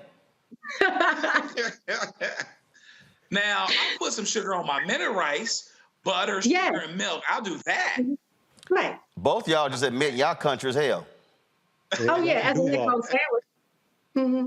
Oatmeal with some sugar on it this time of year when it's cold, that's it right there. But not if you're going to do oatmeal, use brown sugar. True. Agreed. True. Thank you. Agreed. Thank you. Thank you. And I still don't give a damn what y'all think. I give zero. I give the same thought about y'all opinion about me putting sugar on grits as I do about Derek Chauvin being stabbed in prison. So we're not gonna put a fund together for him to get him some protection or something? No. Like in boxing, protect yourself at all costs till the bell rings. Right, that's it. And his bell's gonna ring in about 20 years. Yeah, you got 21 and a half more. Hey, I don't care. Get on back to work. I literally do not care about Derek Chauvin. And if you hadn't killed George Floyd, your ass wouldn't be in prison. So, well, he would be in prison for 1 year because he did get charged with tax evasion too. This good citizen that people tried to make him to be. He did get a year for tax evasion. major tax evasion. And his wife, I think, had to do what's about appalling 5 though months. is that if he lives, he'll actually he's got a date. He'll actually get out one day. That's what's cold about it. It's going to be a hell of a 21 years, no question about that. But if he makes it, he actually has a date. He actually is going to get out.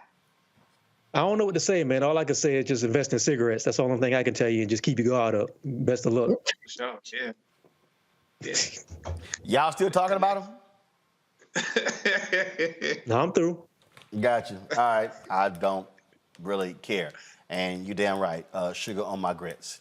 Folks, hundreds attended the memorial service to former First Lady Rosalynn Carter today in Atlanta. Former Presidents Jimmy Carter, Bill Clinton, President Biden, Vice President Kamala Harris, and all 5 living and current former First Ladies, Jill Biden, Michelle Obama, Laura Bush, Hillary Clinton, and that Trump woman, were seated at the front of the Glen Memorial United Methodist Church on the Emory University campus. Pastor Tony Loughton delivered some brief remarks thanking the Secret Service and also talked about the former First Lady.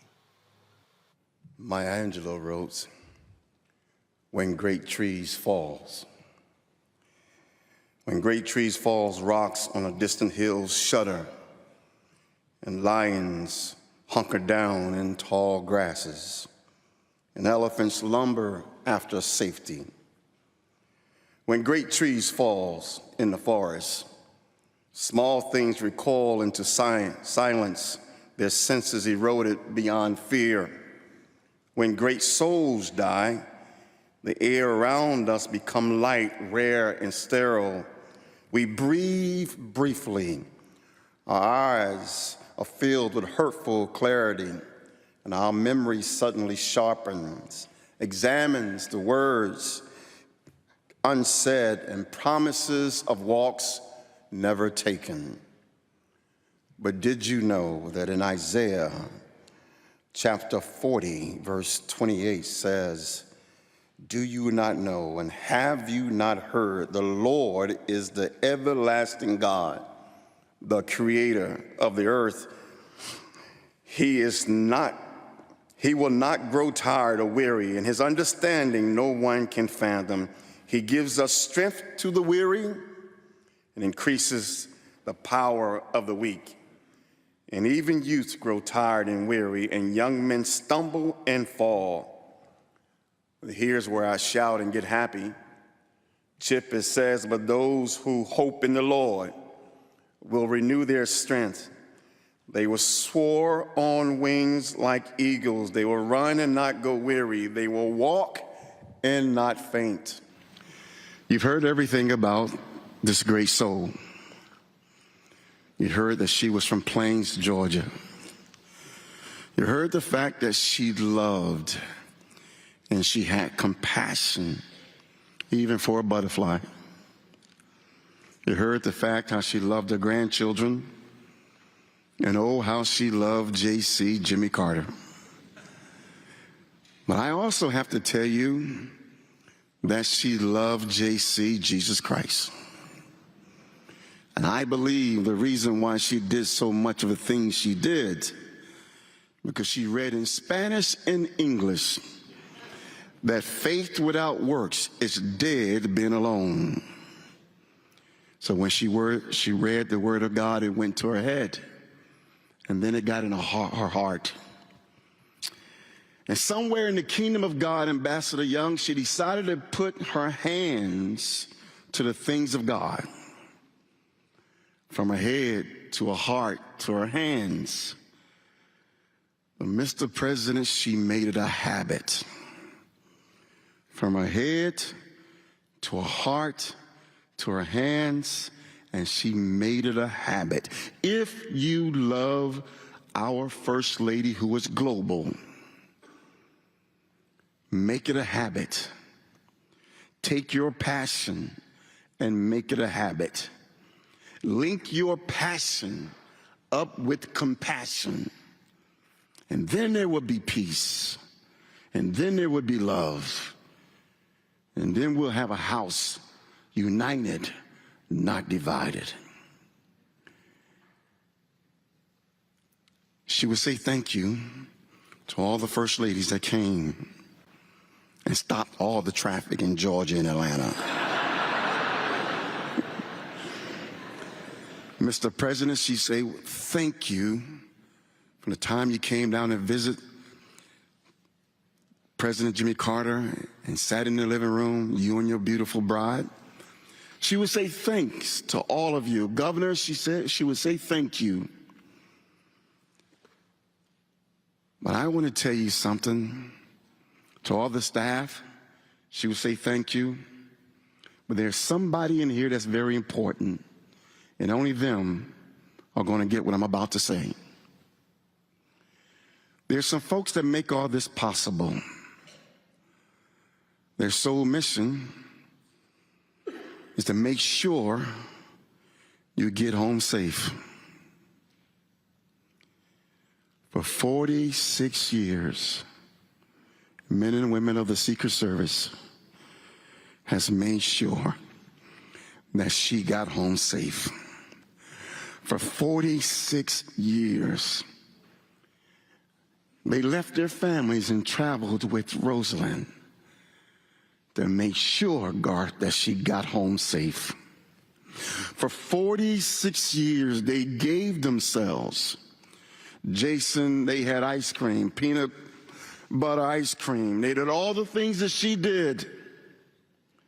For 46 years, they made sure she got home safe. I want to tell each and every one of them, she would tell you, thank you. You got me home safe.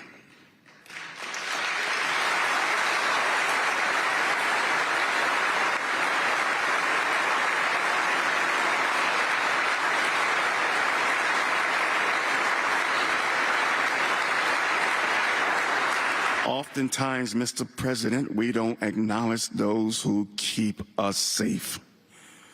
Rosalynn Carter's in heaven, and she did the work of the Lord in the kingdom all around the world. And Don and all the directors for 46 years got her and her family home safe. And I say thank each and every one of you, those that are standing post and those that are listening on the radios right now. Thank you. And she loves you, and ain't nothing you can do about it.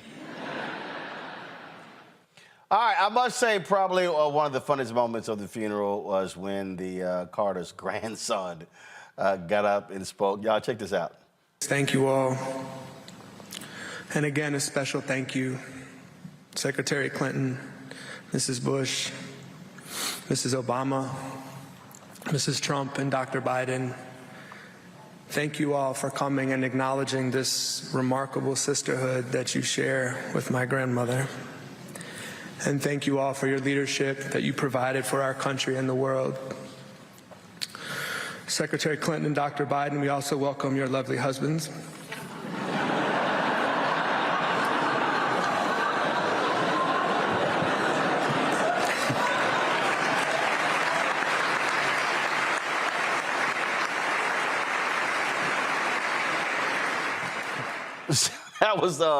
That was pretty funny. Of course, President Bill Clinton, President Joe Biden there, Presidents Obama, George W. Bush, and that fool, they were not there at the funeral, but the First Ladies were there. Like I said, Vice President Kamala Harris and Second Gentleman Doug were there as well. One of the things that was interesting listening to the speakers at the funeral, Randy, was how significant Rosalynn Carter was as an advisor to her husband, sitting in on cabinet meetings, and was a major, major force when it came to confronting mental health in this country, an issue that people did not want to deal with in the 70s. And remember, you had a candidate who was running for president in 1972, who, when the Nixon folks broke into the offices and discovered his therapist records, that was not something that was, people looked down upon that in this country. She centered the issue of mental health in America. Yeah, I was thinking about, going back to our earlier conversation about people being disingenuous with who they are and trying to be something that they're not. And the Carters have always been the absolute opposite of that, and have been their true Southern selves, but also at the same time been pioneers in pushing us through to deal with topics that weren't discussed before. I think she was genuinely a first lady that people will forever hold in high regard. Again here, I think, Joe, what was just so interesting is that it was Rosalynn Carter who proposed to President Carter that he hold the talks between Israel and Egypt at Camp David. She was someone who he listened to, who gave him advice. One of the things that one of the speakers said, one of the things that she said was, I think it was Judy Woodruff, the journalist, who said that Carter's deal, when she answered, why did she sit in a cabinet meeting? She said, I can't give Jimmy the advice he needs if I don't have all of the information. And this is that's huge when you have people in this country who are like first ladies, shut up, be quiet, no one elected you, you have nothing to say, without realizing that first ladies kind of important advisors to presidents. Toran, if you can take that one.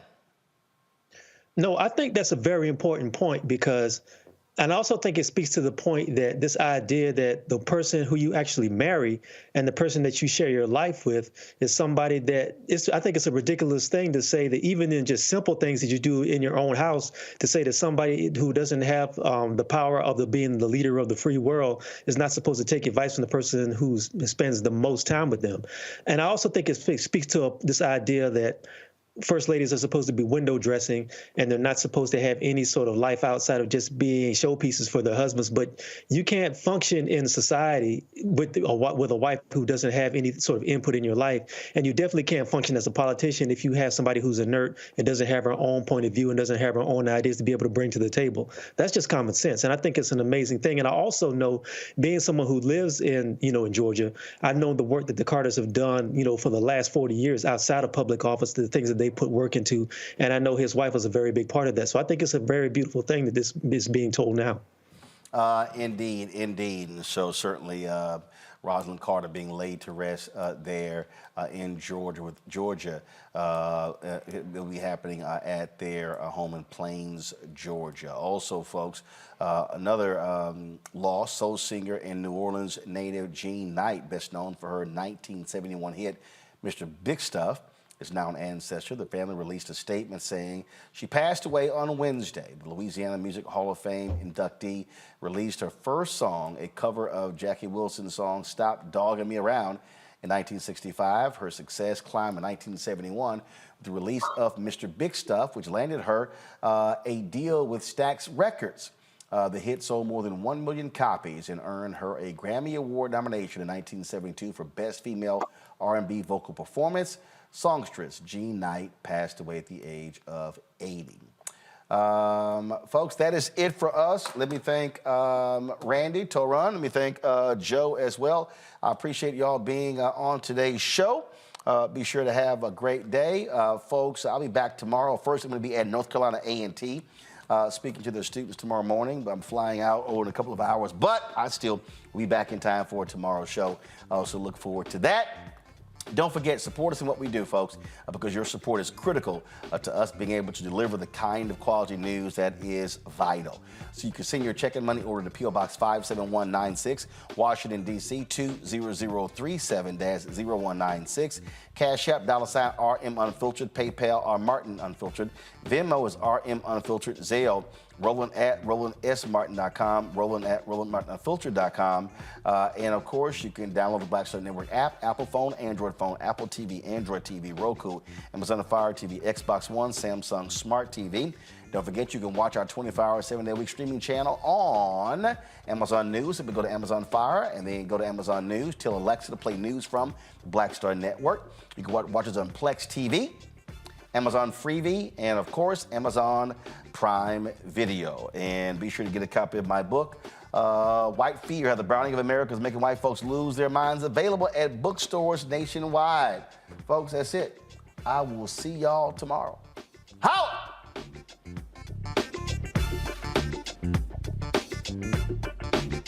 Folks, Black Star Network is here. I'm real revolutionary right now. Support this man, Black Media. He makes sure that our stories are told. Thank you for being the voice of Black America, Roland. Hey, Black, I love y'all. All momentum we have now, we have to keep this going. The video looks phenomenal. See, there's a difference between Black Star Network and Black-owned media and something like CNN. You can't be Black-owned media and be scared. It's time to be smart. Bring your eyeballs home. You dig?